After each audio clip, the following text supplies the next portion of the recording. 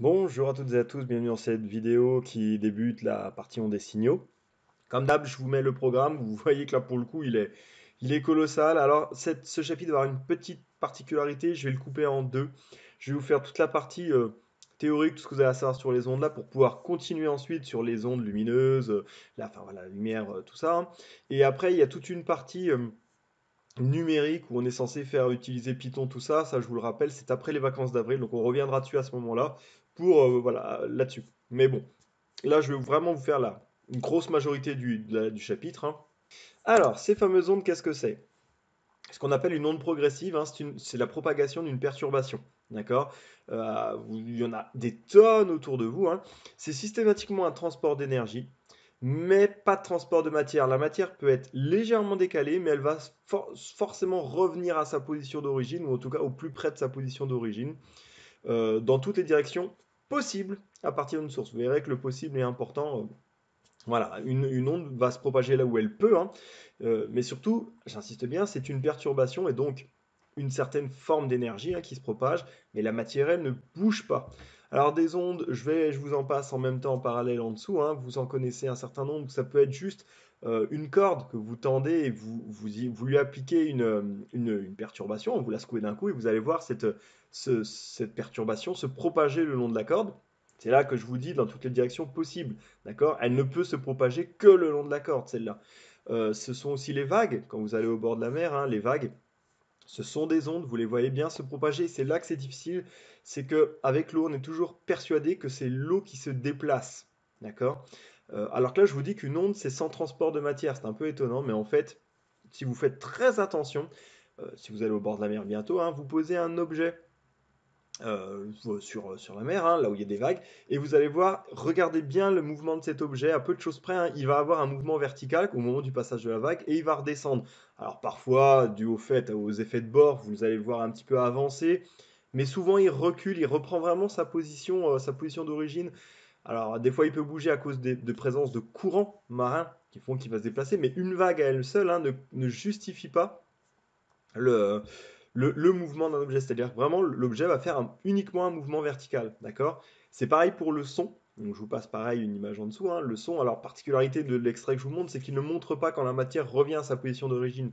Mais le son, c'est une vibration de la matière, hein. Et tout est dans le mot vibration. C'est-à-dire que quand l'air va vibrer, il va avancer sous l'effet de la vibration du haut son là, et reprendre sa position d'origine. C'est des effets de surpression, dépression.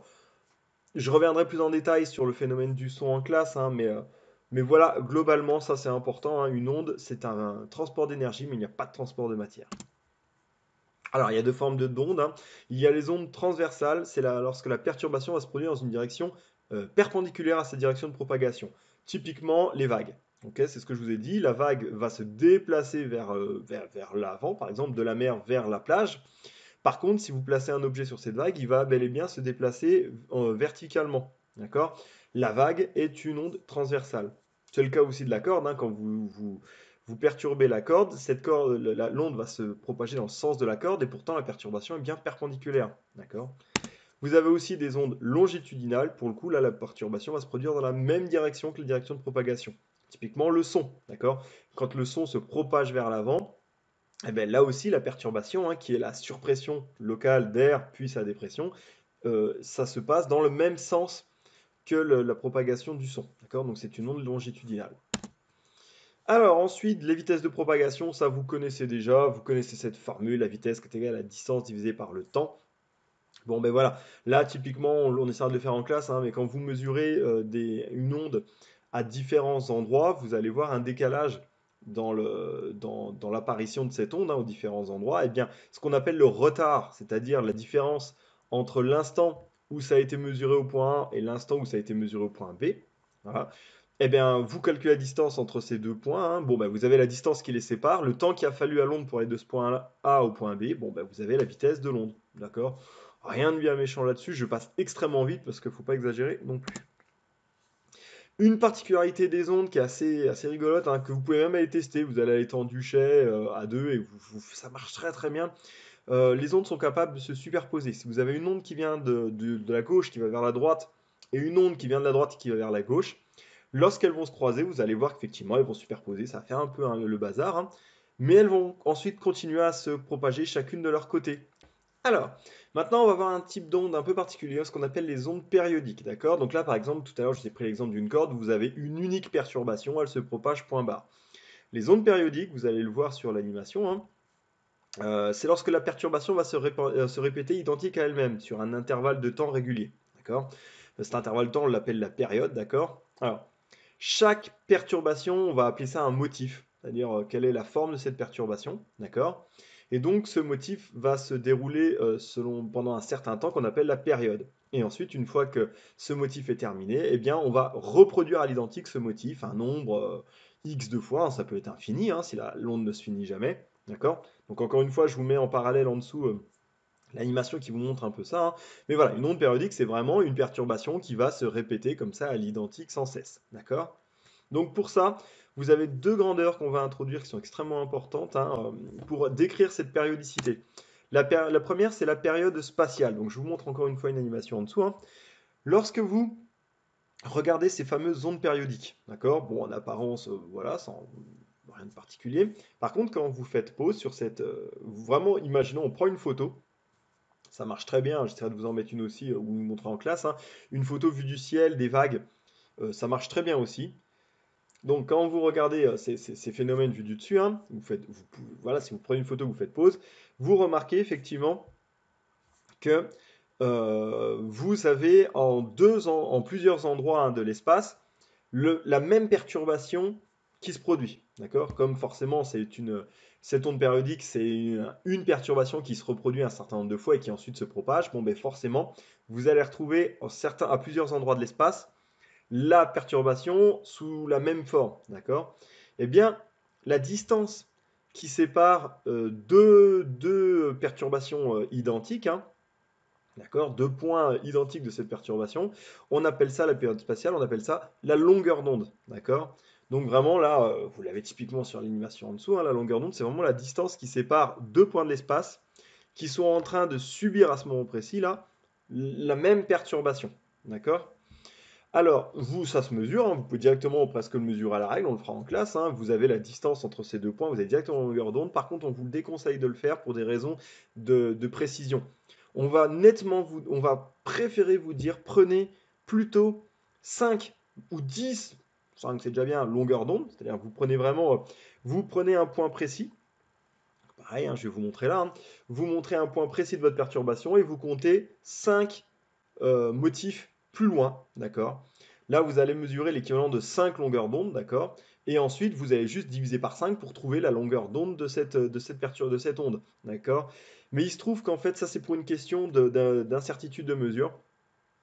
Que vous mesuriez une longueur d'onde ou 5 longueurs d'onde, vous allez avoir la même incertitude sur la mesure avec votre règle, d'accord? La différence, c'est que si vous le mesurez sur 5 longueurs d'onde, après vous allez diviser par 5. Donc votre incertitude, vous allez la diviser également par 5, ok? Du coup, vous êtes beaucoup plus précis en prenant un grand nombre de longueurs d'onde.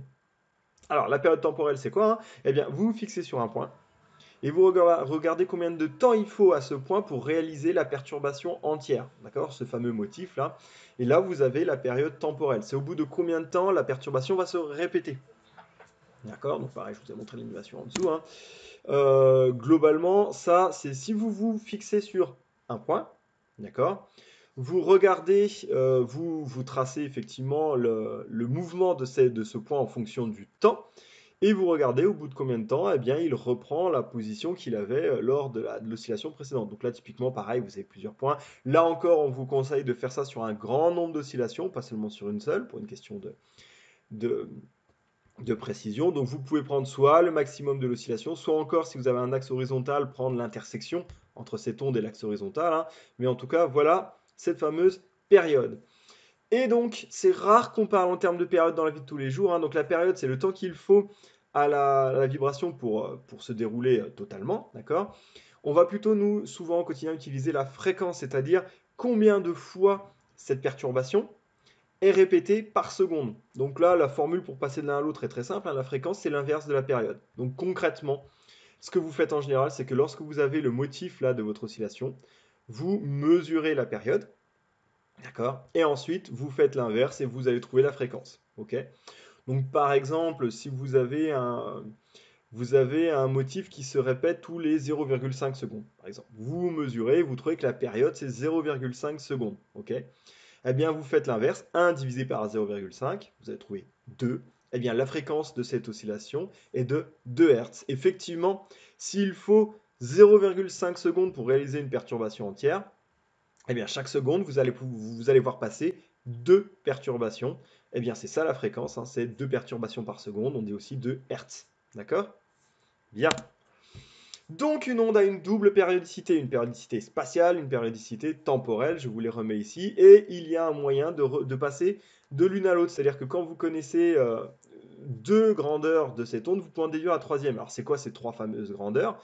Eh bien la période, t, la longueur d'onde, lambda, et la vitesse de propagation. Alors, une chose sur cette vitesse, lorsqu'il s'agit d'une onde, on ne parle pas de vitesse, on parle de célérité normalement. C'est en tout point la même chose, mais la vitesse, c'est plus le déplacement d'un objet. D'accord? Vous courez à une certaine vitesse. Là, je vous ai dit, il n'y a pas de transport de matière dans une onde, c'est une quantité d'énergie qui se propage. Donc, on parle de célérité.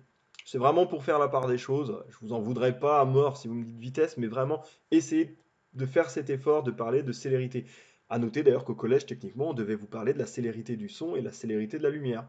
Mais pour simplifier, on vous a parlé de la vitesse du son et de la vitesse de la lumière. Bon, bref. Bon, ah ben pour les retrouver ces formules, rien de plus simple, rappelez-vous de ce V égale D sur T, puisque c'est de là qu'on va partir, hein. Eh bien, V, c'est la célérité de l'onde. La distance D, eh bien, de toutes les grandeurs que vous devez connaître sur les ondes, la seule qui est cohérente avec une longueur spatiale, c'est la longueur d'onde. Donc le D, vous le remplacez par lambda. Et le T, c'est un temps, eh bien, vous le remplacez par la longueur, par la période temporelle, c'est-à-dire la période T. Et vous trouvez que la célérité de l'onde est égale à lambda sur la période t. D'accord? Vous avez un parallèle direct, hein. Vous connaissez V égale D sur t, vous remplacez, vous la retrouvez. Ok? Vous pouvez aussi remplacer ce 1 sur t là par la fréquence. Je vous ai dit que la fréquence est 1 sur t, hein. Et vous trouvez que la célérité de l'onde, c'est la longueur d'onde lambda fois la fréquence. Ok? Bon, pas besoin de connaître les deux, hein. Honnêtement, V égale D sur t vous permet de retrouver directement égal lambda sur grand T. Et vous retrouvez mécaniquement lambda F. Voilà. C'est pareil, ces formules, vous allez tellement vous en servir qu'à un moment, elles vont être inscrites dans votre sang. Donc voilà, il n'y a pas de souci à se faire là-dessus. Eh bien voilà, c'est fini pour ce morceau. Pas super grand en nombre de diapos, mais par contre très lourd en nouvelles notions. On va s'entraîner en classe là-dessus, faire un pas mal d'exos. Surtout, vous allez mesurer un peu, vous allez travailler sur les ondes et tout, parce que je veux vraiment que vous compreniez ces histoires de période, puisque c'est de ça dont j'ai besoin pour la suite. D'accord? Sur ce, ben, moi je vous dis bonne journée, bonne fin de journée, et puis à la prochaine séance.